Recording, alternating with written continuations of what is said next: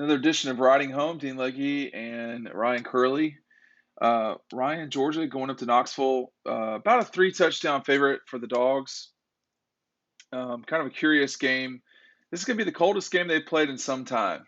I know that's not the major focus of the week. Everybody's really focused on this team plowing towards a position in the playoff. But we still don't know what the end game is going to be at quarterback, etc. But today was media day at Georgia. No practice availability, unfortunately, for the Dogs. So we don't really know what they're doing, as if we ever do. Yeah. Your comments. Um, no, who knows what they would have showed us. But, Yeah, that's true. you know, Kirby today, he doesn't want the team to be complacent in their success. So you could tell that maybe he's trying to overdo the Tennessee rivalry a little bit. I It's know not you don't not a like to. rivalry. Yeah, that's what I was about to say. But no, they're not a joke of a team. I mean, they're better than some of the teams Georgia's played, and they're capable of giving them a first half fight for sure, especially in a stadium like that, weather like that. We saw Georgia come out slow against Missouri in a noon kick, cold weather. It Yeah, was kind of dark outside for the first half. yeah. You know, despite there being a lot going on, it felt like, I don't want to say they were unmotivated, but I don't know what the term is for it. They were sluggish to begin with, and Yeah, that's not. it wasn't You can't impressive. afford that. You can't afford that as much against Tennessee in Neeland Stadium. So No, certainly no, not. so Kirby Smart wants to keep them fired up. He seemed laser sharp focused on Tennessee. He said that a couple times during the press conference today. I think he says noon on Sunday is when the focus shifts to the next game, and so they're gonna. That's a fast offense. We talked to Lucine today. He said they get ready in about 7 seconds on offense, which means they need to be ready in about 5 seconds on defense. That's how they're gonna have to counteract it. Well, I think the problem for Tennessee is you better make sure you're getting first downs because you could get off the field real quick, like against this Georgia team, if you aren't getting first downs. That's the real concern if you're the Vols. Now, with that said, they've certainly performed better this season as the year has gone on. I don't know that they have really any major embarrassing moments. The loss to Pittsburgh is not great, but it doesn't look worse than it did, at the time. It kind of looks better. The loss to Florida looks not so hot right now. I'll tell you that. But Tennessee has played better the last few weeks. I mean, the win over Kentucky, I'm not sure they should have won that game, but they did. You totally get credit for that. Played Alabama well, but wound up getting blown out at the end of the game. Then, of course, this could be the first time that Tennessee has played in front of their home fans since the mustard throwing incident and the shameful. I don't even really know. It's not funny what happened, and I do hope that something is in place for if Tennessee doesn't get a call that goes their way, and and the students or fans, whoever, feel like they can throw objects onto the field. I mean, they've done so much and gotten so far here, and that's going to be one of the things that this season's remembered by. Yeah, no, it's not a good look for their fans and the students that were involved. So, I know there was some punishments that were given out, but yeah, I don't think that would happen again after the light it was shown Yeah. on the national stage. Yeah. But it's going to be a loud stadium. It's going to be a big environment. That's over 100,000 people. I imagine the stadium's going to be packed out for a November Uh, game against. I was You don't just think about to so? check. I was just about to check to see if this game is sold out. That's been tough for Tennessee over the years. I expect that this game will get sold out. Let me just go. You keep talking, and I'll attempt to Look, I figure think out. I think it I think it's good for Georgia to go up to an environment like that. They haven't been tested in a lot of ways this year, especially by the teams we thought were really going to test them. And some of their only, you know, they haven't had to defend the game-winning drive really, but they get to in the way that Kentucky went down the field. during the last drive, even though the game was over. The way that Missouri did um, this past weekend. I was right there at the line of scrimmage when that happened against Missouri on Saturday, and they were acting like the game was over on the sideline. Kirby No, was they keeping weren't. them ready. He wants to shut Yeah. them down, and that's good. People like to complain, "Oh, why is Missouri doing this? That's poor coaching. That's disrespectful. Why did Bob Stoops do that?" Kirby Smart doesn't care at all. No. That gives them and he shouldn't, because that's giving them a situation to deal with that they haven't had to. And they can treat it like a situation where they need to shut down a team from scoring, potentially to go ahead. And, a situation that you're going up to in Knoxville with what I hope is going to be a packed out crowd. I hope it's an awesome environment. It's not I going to think be packed. it's going to be little things like that Georgia, any sort of little adversity is going to make this team better and just put them completely over the edge, which we're starting to seem they might be as far as the realm of college football this year. I think it's very important that they go up there and have a hostile environment. Sure, we're going to talk about the quarterbacks. I don't really know Yeah. what's going to happen. I Yeah. think it's Stetson job to lose. Yeah, that's what it I think feels that's what like. we're at. There are a lot of tickets available. Just looking at You the don't think they'll six. get picked up throughout the week? One thing that Georgia doesn't have to deal with that a lot of schools do is ticket sales, and at Tennessee, that's an important thing. If you want to get tickets to this game, you can get tickets just straight up from the Tennessee athletic. I mean, there's rows that are not sold. So there's rows and rows of seats that are not sold for this game, and those that I'm trying to visualize which side is which here, but I'm pretty sure I know what I'm looking at, and yeah, there are plenty of seats still available for this game. Now they're $100, but that's not the end of the world. That's the difference now with Georgia and UT is that back in the day, as they say, this game was certainly sold out every time, didn't matter. But we don't live in that world anymore. And this is a challenging time for all these athletic departments. And Tennessee hit just as hard as anybody by all that stuff. But yeah, if you want to get tickets to this game, you definitely can get tickets to this game. No question. And so, Oh, but look, don't I mean there are no lower bowl tickets, so that's one thing. But when you look at this game, this is one of their premier games that the Vols have. When you look at their Vanderbilt game, there's tickets everywhere. So for Georgia, it's just in the upper section, but it's a tough place to play. It doesn't matter in terms of how many people are there. It's just a matter of how complicated will the sound be. Once you can't hear, and I know I've said that for years, but it's a hard place to play, and a lot of times we've kind of over focused on that at times, but I can't really stress enough how difficult it is when it's tough to play there. It just is. Did you think? Yeah, let's talk about the quarterbacks for a second. We saw JT for the first time, um, and I thought it was okay, but how much further, how much more we'll see? Will we see him in this game? That's a big question. As you pop something in the background, as if I can't hear it all the time. I mean, rusty was the way I would describe. I was messing with my AirPods case because I like to I fidget know I around. do the same thing. I don't know why I'm not hearing. Rusty is what I would describe his performance in one word. Right. I don't think he was bad. He made a bad throw. That interception that he was targeting Jermaine Burton, a guy that he has a lot of chemistry with. Um, He but does. like you and I said, there was a sort of crispness to the offense when he was out there. He gets the ball out faster. He makes quick decisions. He's more accurate.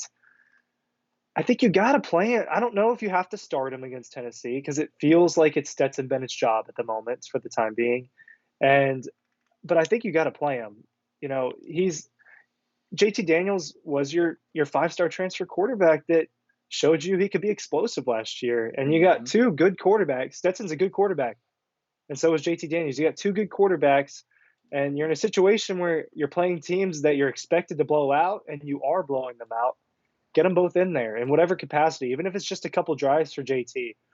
Going on the road and playing at a Knoxville in Neeland Stadium, that's something JT Daniels doesn't have a lot of experience with in the SEC. No. Something that if he does end up being the starting quarterback by the time they're um, playing someone in the SEC championship and hopefully getting to the playoff, that experience is going to go a long way for him and help him knock off that rust. I think they both have to play.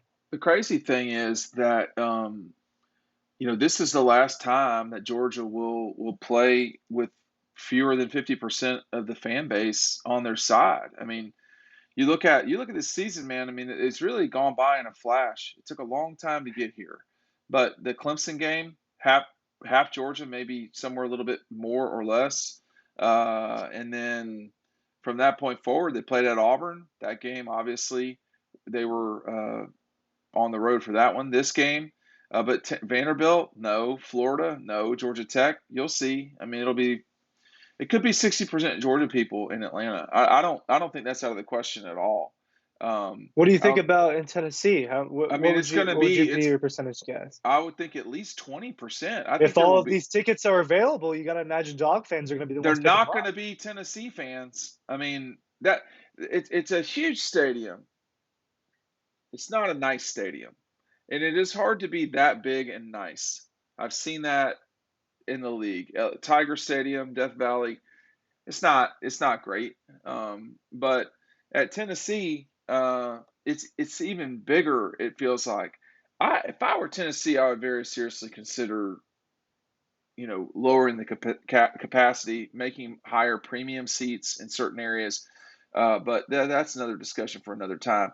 They need as many people there as possible, but it's going to get to the point where um, they're not selling these games out. They haven't consistently sold out a season in a long time at UT.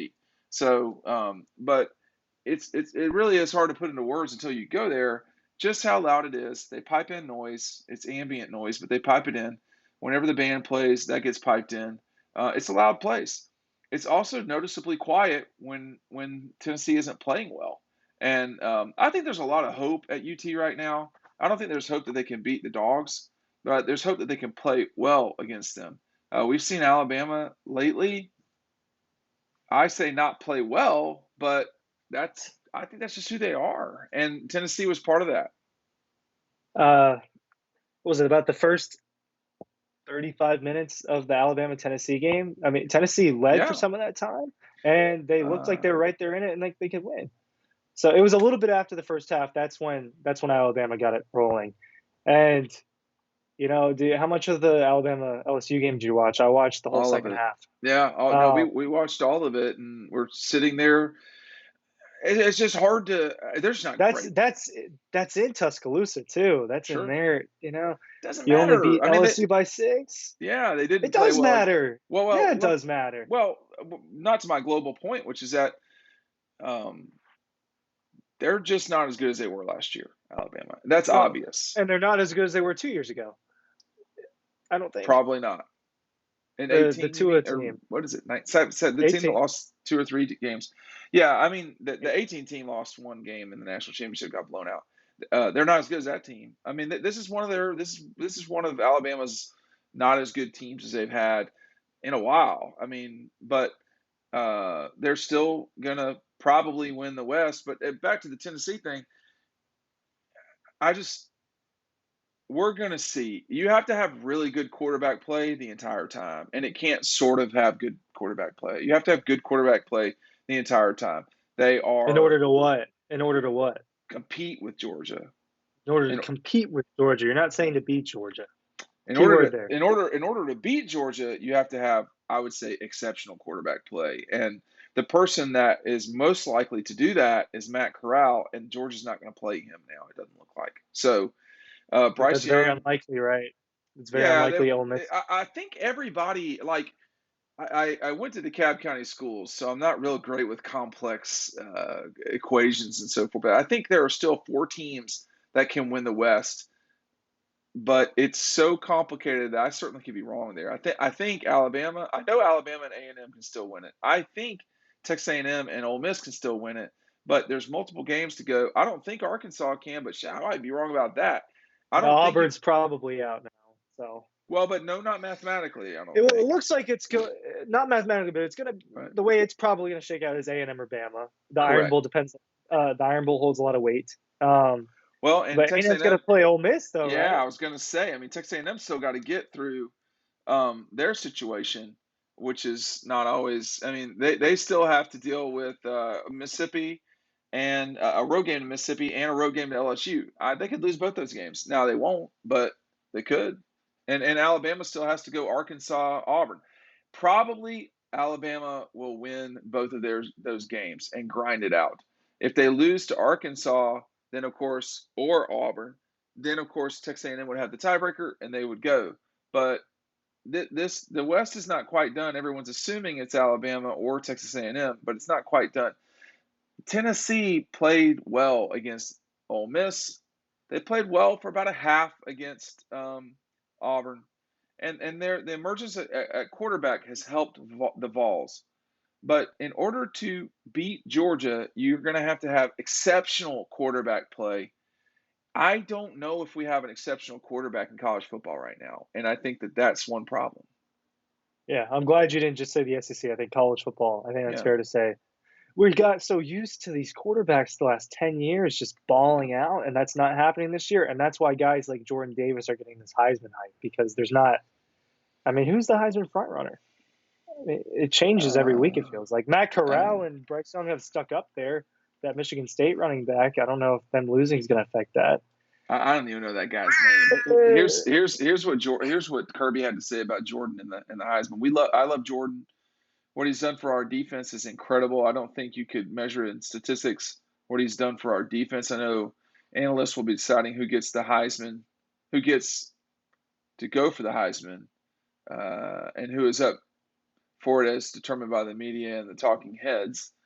And everybody gets to be a part of that. They control the narrative. For me, it's about our team, yada yada. Yeah, Kirby, it's the people with the vote who send it. It's not analysts. I don't know. He's not. I don't know if he's. I don't know if they get that quotes wrong or what, but it's just people. It's about 1,000 Heisman voters across the country. That's it. And right now, if I were him, I would say, hey, yeah, he should be in New York. That's how I would start that thing because it'd be great for the program for Kirby and Jordan Davis to be in New York City for a couple of days. It would be even more exposure for this program. Georgia couldn't buy more exposure if they had to. 2 game days, probably a third against Alabama and A&M, whoever it is. But if you were to get someone in New York, you might have thought it would have been JT. And man, honestly, if JT had a whole season, I could totally see where he could win the Heisman. Oh no, no, that would have been very realistic in my opinion. I was thinking about that the Completely. other day. I mean, he just would have had really good numbers when he was out on the field, in my opinion. It's all what ifs. It's all what ifs. But he would have been a competitor for the Heisman. I think he would have at the very least been in New York. Just the way that this year's shaken out. But guys like Jordan Davis and Nakobe Dean even are getting this kind of hype because there hasn't been elite quarterback play this year. The guys that all of us thought were going to have really good seasons haven't been. So that's the situation we're in. It's the Georgia defense is special to watch, but the JT Daniels season has been a what if so far. And Stetson stayed healthy. I mean, last year I know he dealt with some stuff with his hand, and then obviously with the Florida game. So he got banged up last year. This year he's not gotten banged up yet. And right now you've got two quarterbacks, and Stetson's the one that's starting. Stetson's. I wrote the other day. I don't know if Stetson's played well enough to keep JT Daniels from taking over, and I don't know that I've seen JT Daniels play well enough to take it from Stetson. So we're just kind of in this purgatory of Georgia continues to win, and they have two quarterbacks. But look, Ryan, we've gotten so used to college football being determined by the offense that it's hard for people to comprehend, or whatever you want to call it, a defense having this much effect on the season and the sport. But it really does look like a defense is going to determine who's going to win the national championship this year, and that's Georgia's defense. Now, whether they can pull it off or not, I don't know. I know Georgia fans will be freaking out the whole way through. Yeah. It's not It's an necessarily. elite defense. So it's been an elite defense, and I think they'll continue to be elite. There hasn't been an offense that has impressed me in college football this year enough to the point where I'm like, they would put up 40 on Georgia's defense. I still I think don't it's going to know. happen. I don't think that team exists out there, but we do want you to exist over on dogpost.com on the website. Thanks for everybody watching. We'll see you on the website.